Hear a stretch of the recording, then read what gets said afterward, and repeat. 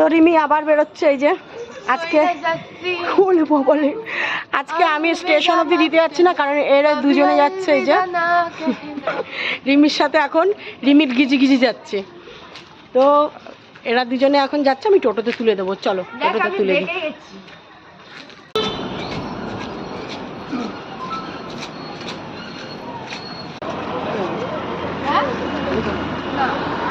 $15 করে।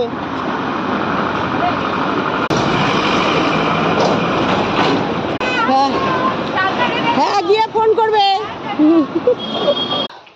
দিয়ে চলে আসলাম।